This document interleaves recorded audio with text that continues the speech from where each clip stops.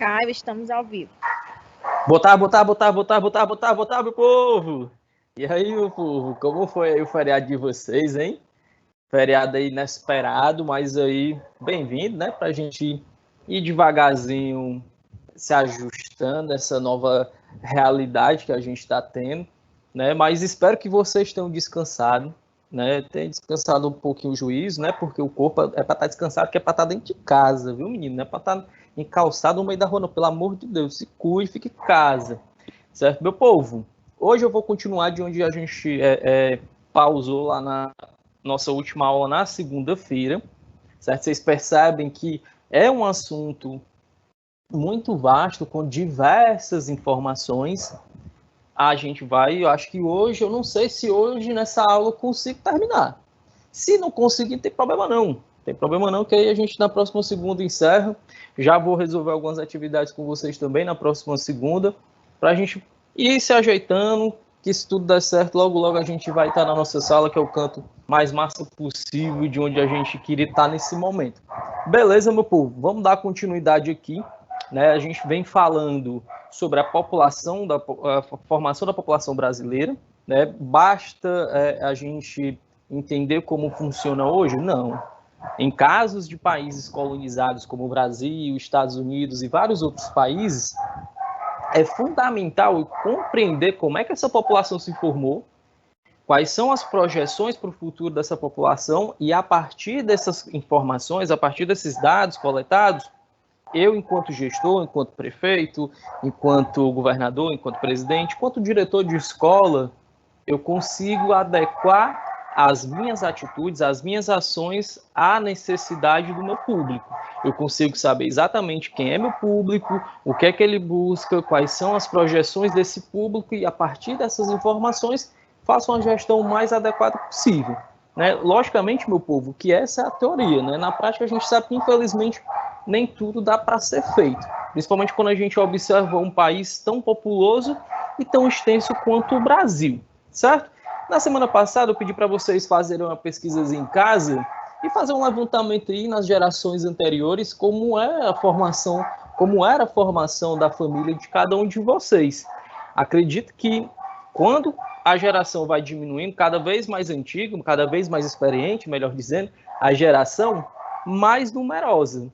Né? A minha geração são 3.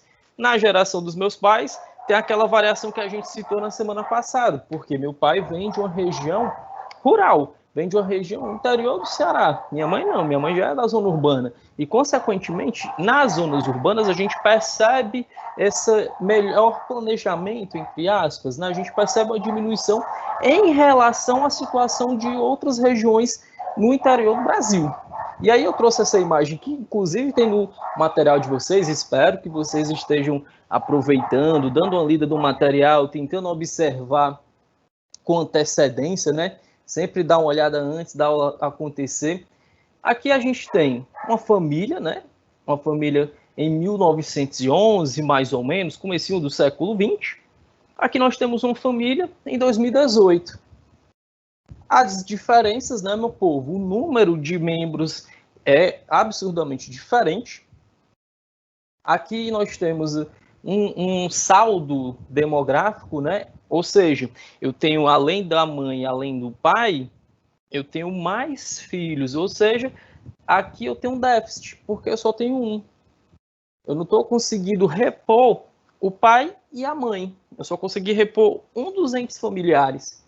Caio, o interessante é ter sempre esse saldo? Depende da necessidade de cada um, depende da realidade, depende do planejamento, é necessário o planejamento familiar, e depende das condições de vida de cada família. Não sou eu, não somos nós que vamos estabelecer qual é o número ideal de filhos. A gente está observando aqui, meu povo, o que seria interessante, o que seria perto do ideal para a gente manter um equilíbrio demográfico dentro de um país. Ter um equilíbrio entre a população mais idosa e um equilíbrio entre a população adulta e a população mais jovem, né? E as crianças também. Espero que vocês tenham feito essa pergunta aí, e aí depois a gente pode socializar isso a partir dos comentários, tá certo? Vamos dar continuidade, meu povo. Olha este gráfico. entre 1872 e 1920, o ritmo de crescimento manteve ali, né, um padrão. Mas a partir de 1920 a 2016, o que é que a gente percebe? Acelerou. Cara, mas tu tá falando desde o começo da outra aula que a população do Brasil está ficando mais idosa, que a população do Brasil está envelhecendo. Isso não significa dizer, meu povo, que ela não continua crescendo. O ritmo de crescimento da população, ó, que está mantendo. A gente está mantendo. Olha o gráfico aqui. Olha o gráfico, ó, praticamente nem oscila. Ele mantém um ritmo de crescimento. E vai acontecer um momento desse ritmo de crescimento, meu povo, estabilizar. E aí, só aí, possivelmente, né, diminuir. Como já acontece em alguns países da Europa, com alguns países do continente asiático. E aqui eu trouxe a informação atualizada para vocês de 2019.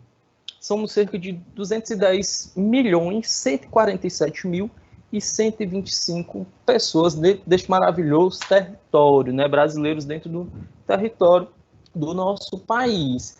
Tá? A projeção para esse ano é atingirmos 214 aproximadamente, ou seja, em um ano praticamente 4 milhões de pessoas. Se a gente observa outras realidades, aqui a gente está observando por décadas, o ritmo de crescimento está mais parecido com o dos anos 2000, né? Entre a década de 20 e a década de 90, o ritmo foi muito mais acelerado, foi muito mais rápido, mas eu preciso observar outros fatores, tá?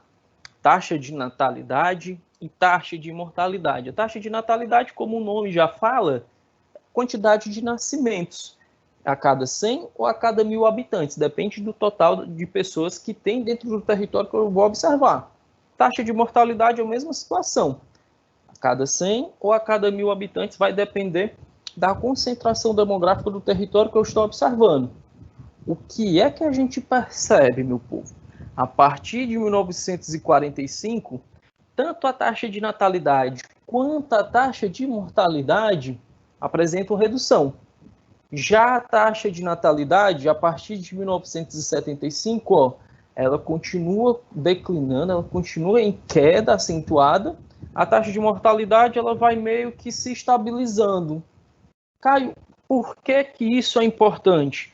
A relação entre a taxa de natalidade e a taxa de mortalidade, meu povo, vai estabelecer um dado chamado crescimento vegetativo, que é quantas pessoas eu vou ter crescendo, vou ter esse saldo demográfico por ano. Caio, e essa queda da taxa de natalidade e mortalidade, isso é bom ou ruim? Assim como eu falei agora há pouco, depende de como é que está a estrutura demográfica desse território. Dependendo de como estiver a estrutura demográfica, a gente vai tentar observar. Mas lógico, né, meu povo? Se eu tenho uma redução considerável na taxa de mortalidade, eu tenho os indicadores que vão estabelecer essa redução. Mas vamos já ver eles. Calma aí, calma aí. Deixa eu passar aqui. Taxa de fecundidade. Fala, cara, que nome estranho. Meu povo, isso aqui é nada mais nada menos, ó, que o número médio de filhos por mulher, né, durante a sua vida fértil. A gente percebe, ó, que acompanhando o número da taxa de natalidade, a taxa de fecundidade, ela também vem em declínio, ela vem numa decrescente, né? Alguns fatores vão explicar isso, e são fatores que a gente precisa estar muito antenado, porque faz parte do nosso dia a dia, certo? Aqui eu trago para vocês uma ferramenta, meu povo, que vai ser muito comum, né? Quem já deu uma folheada no livro, já deve ter visto, já deve ter percebido, a pirâmide etária. A pirâmide etária é uma ferramenta super visual que vai contabilizar número de homens, número de mulheres, por idade, por faixa de idade, certo? E vai fazer com que a gente consiga observar mais fácil como é que está o perfil desse país. A gente pode perceber, ó, que em 1991, olha aqui, ó, a base dessa pirâmide, bem mais larga que o topo. Ou seja, indica que eu tenho um país muito jovem. Já no ano 2000, a base da pirâmide estreita um pouquinho, e o corpo da pirâmide começa a alargar. País jovem ainda. A partir de 2010, a base se estreita ainda mais, o corpo ganha mais forma, ganha mais proporção de habitantes, ou entre 25 e 59 anos, e o topo da pirâmide, olha aí, ó meu povo, em vez dele estreitar quando ele vai chegando aqui, como era em 1991, o que é que está acontecendo? Ele está expandindo, ele está largando, ou seja, mais pessoas estão atingindo a faixa etária dos 80 anos. Por isso que nós temos uma redução da taxa de mortalidade. Mas aí vamos observar os fatores que levam a essa redução já já, hein? Fica comigo aí, fica comigo, ó. E aqui, meu povo, a projeção da pirâmide etária agora para o ano de 2020. O que é que a gente percebe, ó? Olha o topo ainda mais lá, ganhando mais proporção. A base da pirâmide, ó, ficando mais estreitado. O corpo continua com grande forma, né? População entre 20 e 49 anos, mas a população acima de 50 anos também começa a aumentar. E aí é que entra o censo demográfico realizado pelo IBGE, porque a partir das projeções que o IBGE oferece para os gestores do nosso país, eu consigo estabelecer, cara, daqui a 20 anos eu vou ter um percentual X de pessoas na faixa etária entre 60 e 75 anos. O que é que eu preciso fazer para atender as necessidades e para atender as características dessa população? O que é que eu preciso fazer para resolver aspectos econômicos? Como é que eu vou sustentar essa população se eu estou gastando mais do que eu estou arrecadando? Nesse caso aqui, a gente percebe que a arrecadação de pessoas jovens, pessoas que ainda estão com seu vigor físico legal, né, em sua maioria, que ainda estão no mercado de trabalho, ainda é bem maior do que a quantidade de pessoas que já recebem aposentadoria. Mas vai chegar o momento que essa parte da pirâmide, meu povo, vai ganhar o topo. E aí eu preciso estar preparado para quando esse momento acontecer. Eu vou me preparar quando, cara? Eu vou esperar chegar no dia? Não. Nesse caso, meu povo, a preparação ela deve acontecer com décadas de antecedência. Por isso que o censo demográfico é muito importante para estabelecer projeções de crescimento, de redução de crescimento, ou até mesmo redução da população. Porque eu consigo prever com décadas de antecedência o que é que eu vou precisar fazer para, quando chegar no momento certo, eu não ter um problema de falta de verba para poder pagar a aposentadoria das pessoas, por exemplo.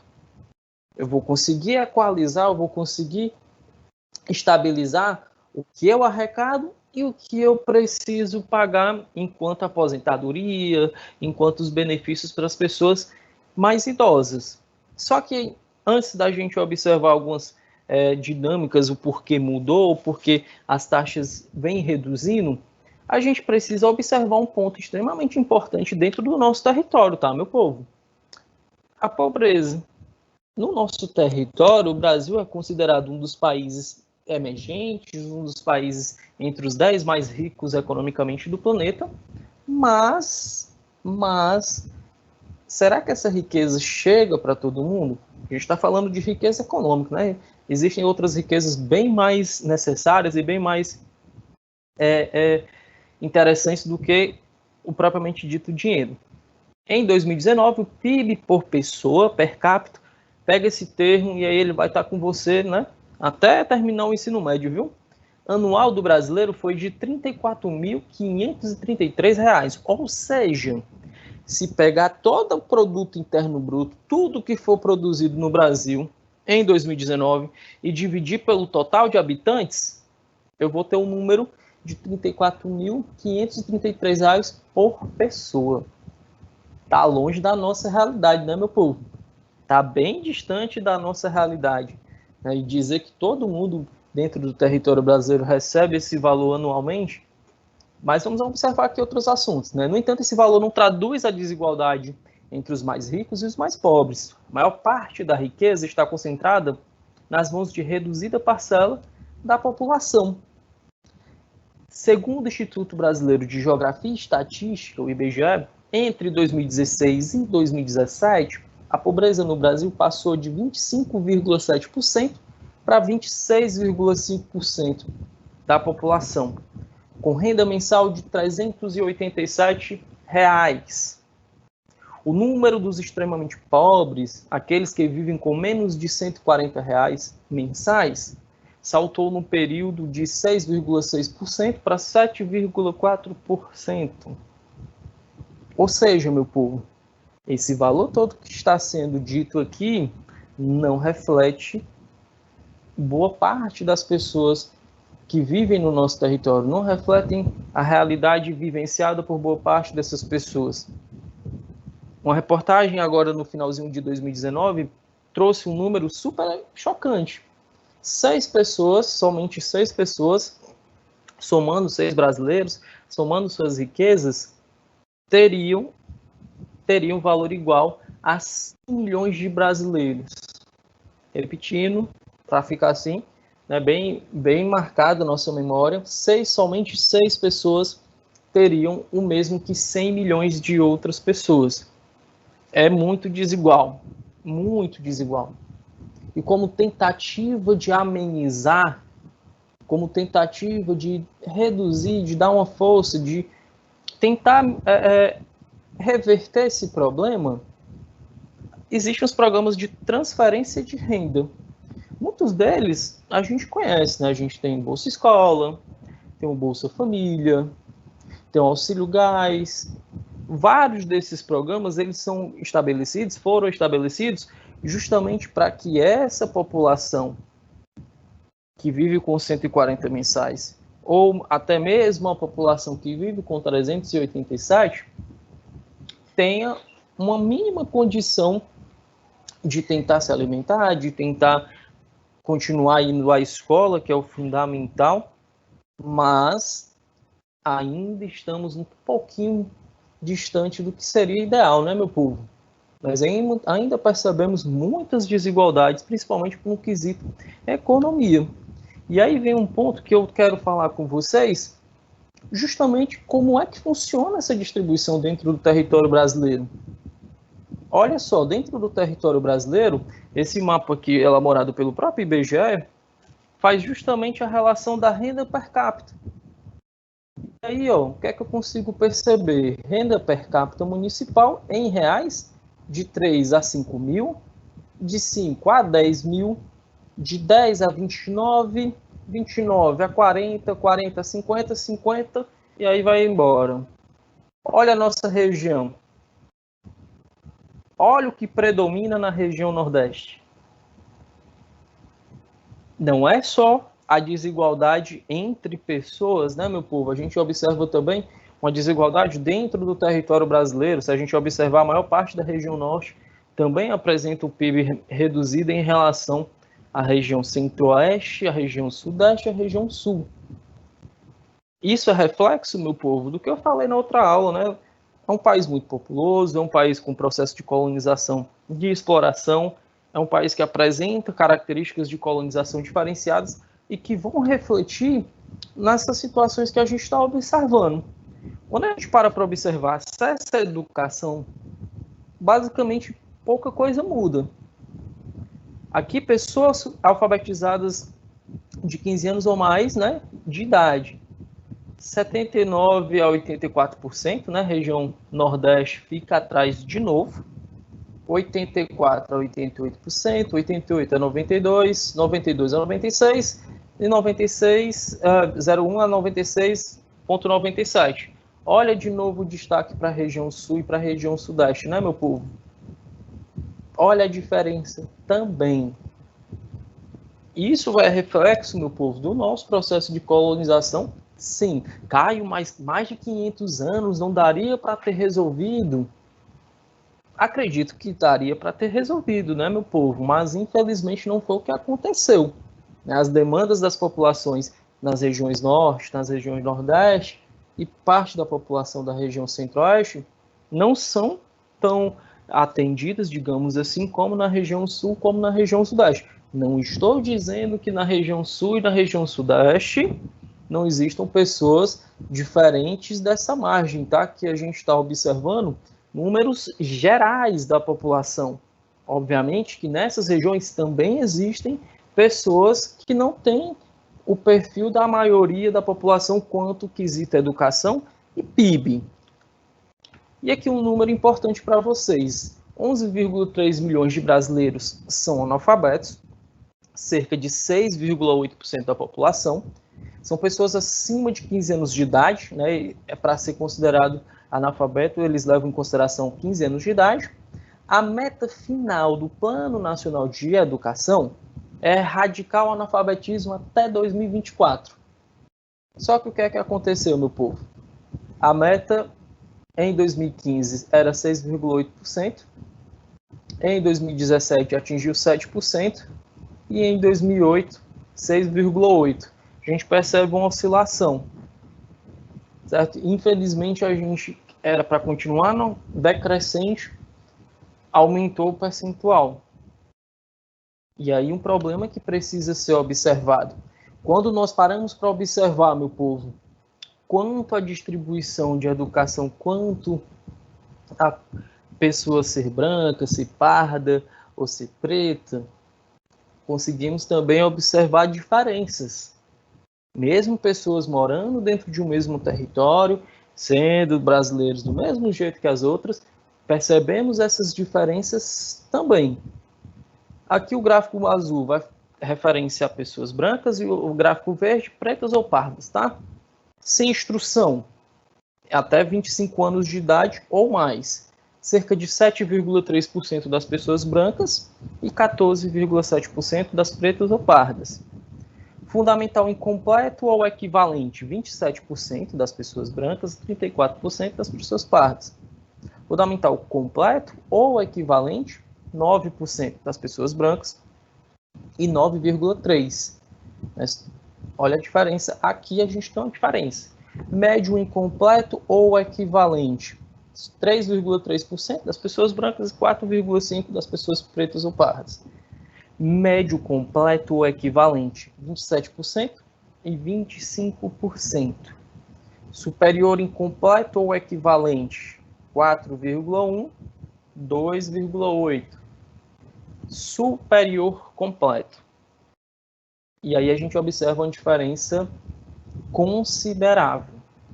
22% das pessoas brancas e somente 8,8% das pessoas pretas ou pardas. Olha a diferença, olha os contrastes que a gente percebe no nosso território, tá, meu povo? E aí, voltando à questão da expectativa de vida, que a gente também pode chamar de longevidade, olha o que aconteceu, aumentou consideravelmente. O que é que eu percebo? Que as mulheres, desde lá da primeira medição nos anos 40, sempre apresentam faixa etária mais elevada do que a faixa etária masculina. O que isso me diz, Caio? Que as mulheres são mais cuidadosas no quesito de saúde, que os homens são mais imprudentes, os homens se expõem a mais riscos, os homens, infelizmente, por motivos banais, perdem as suas vidas, até mesmo por se negar a fazer um tratamento de saúde, por medo, por achar que não precisa, enquanto as mulheres, sempre que possível, não se negam. Né? Lógico que a gente está generalizando, né, meu povo? Existem as exceções, mas quando a gente para observar a expectativa de vida média por gênero, fica claro, uma diferença de 4 anos não é pouca coisa quando a gente está falando de média. Não é pouca coisa, é uma diferença considerável, meu povo. É uma diferença considerável. E isso me indica o quê? Me indica que, tanto para homens quanto para mulheres, tratamentos de saúde foram melhorando, acesso a esses tratamentos, a medicina evoluiu, novas tecnologias, novas medicações, mais informação, quer queira, quer não, a gente ainda tem números muito elevados quanto à taxa de analfabetismo, mas a informação ela vai chegando cada vez mais para as pessoas poderem se orientar cada vez mais e, consequentemente, isso vai reverter lá na expectativa de vida, tá, meu povo? No ano de 2018, a expectativa de vida atingiu 76,3%. E aqui, meu povo, para encerrar hoje, a gente vai falar do IDH. Mas antes de falar do IDH, prometi para vocês que a gente ia observar por que a taxa de natalidade e de fecundidade tem reduzido tanto. Vamos observar nosso mundo hoje, nossa realidade. Hoje, né, comparado com as nossas avós, com as nossas bisavós, hoje as mulheres ainda têm muitas conquistas, ainda precisamos tentar ajudar ao máximo a equalizar a igualdade de gênero, mas comparado com as nossas avós, com as nossas bisavós, hoje a gente consegue perceber o quê? Um maior acesso à educação, a gente consegue perceber uma melhor oportunidade de planejamento familiar, não ter que casar, porque a sociedade estabelece que se atingir uma idade X, Y ou Z, aquela mulher, aquela adolescente ou aquela jovem precisa casar, precisa constituir a família dela. E aí o marido seria o provedor do lar, seria a pessoa que levaria o sustento até a casa.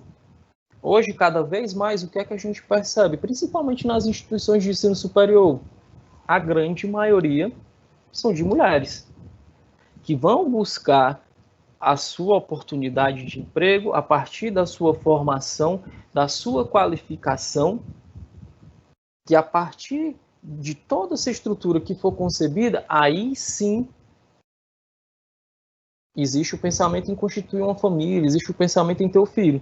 Logicamente que quando isso passa a acontecer, diferente das nossas avós ou bisavós, geralmente o planejamento familiar vai estabelecer 1 ou 2 filhos. Daí a gente observar essa redução da taxa de fecundidade e de natalidade. Caio, essa é a tendência só do Brasil? Não, é uma tendência global. A partir do momento que existe uma mudança no papel da mulher na sociedade, as coisas tendem a melhorar e a gente vai perceber isso no planejamento familiar. Quando a gente para observar, a taxa de fecundidade continua não decrescente. Caio, mas tu está dizendo então que quanto mais a mulher estudar, quanto mais ela organizar a vida dela, a casa dela, menos ela vai querer ter filho? A gente precisa observar que quanto mais tempo existir essa dedicação, consequentemente, no momento que acontecer de fazer o planejamento familiar, o que é que a gente vai pesar? Hoje, por exemplo, o que é que a gente pesa? No meu caso, né, venho de uma família com 3 filhos. Para mim, o perfil ideal de família era ter 3 filhos. O que é que eu observo no meu redor? Elevação do custo de vida, elevação da manutenção, elevação de preço de escola. A vida aumentou o preço. Consequentemente, o meu planejamento precisa se adequar à realidade social, à realidade econômica em que eu estou vivendo.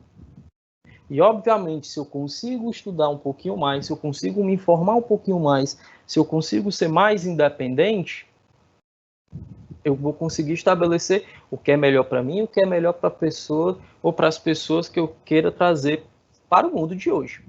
Beleza, meu povo? Para fechar, o IDH. O IDH é o Índice de Desenvolvimento Humano. O que é isso, Caio? É um índice criado pela ONU que faz com que a gente consiga observar, chegar próximo, né, da qualidade de vida em que as pessoas vivem ao redor do planeta. O IDH, assim como os outros números que eu trouxe para vocês, é um número geral, não tem como observar caso a caso, mas ele traz um reflexo de uma qualidade ou de um problema de uma determinada região. O que é que o IDH vai observar? Expectativa de vida ao nascer, taxa de alfabetização e o PIB per capita. Tudo que a gente já viu até agora, né, meu povo? Olha aqui, ó. O Brasil ficou com o IDH de 0,761 no ano de 2019, classificado como alto. O IDH ele varia entre 0 e 1. Tá? Quanto mais próximo do 1, melhores são as condições de vida para aquela população. O Brasil ficou na 79ª posição. E aí, entre os países da América do Sul, né, o Brasil e Colômbia apareceram em 4º lugar, empatados, né? E o primeiro lugar fica com o Chile, o segundo lugar, a Argentina, e o terceiro, Uruguai. Ou seja, países que economicamente, territorialmente, são bem menores que nós, mas que, quando você vai observar taxa de alfabetização, expectativa de vida ao nascer, e a divisão do PIB apresentam indicadores bem melhores que os nossos, tá certo, meu povo?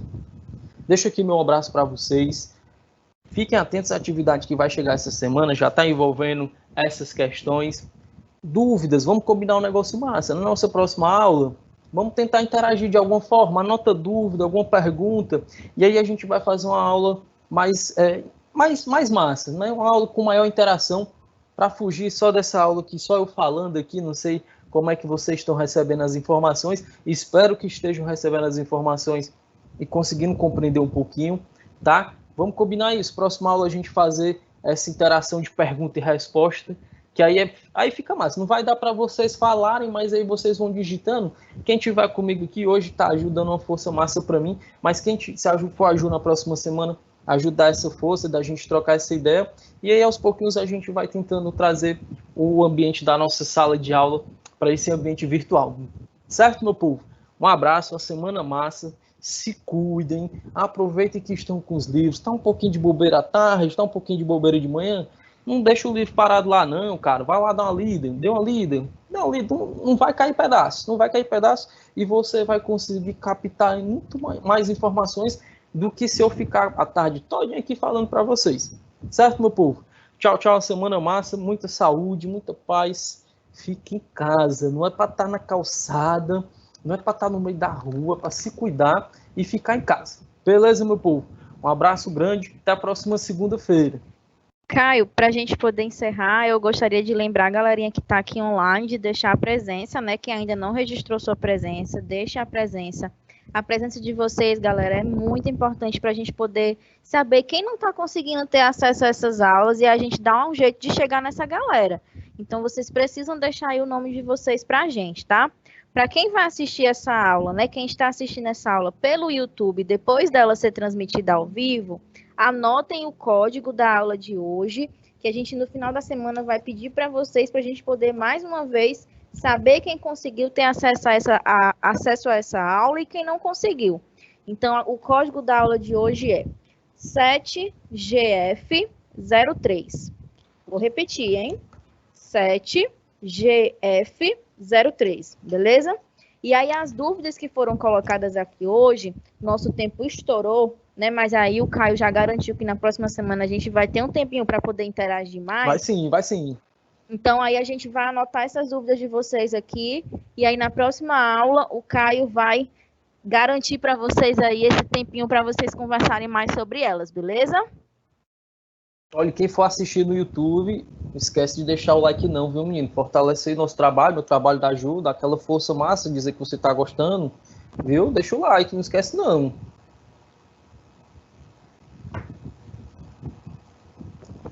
Estou encerrando.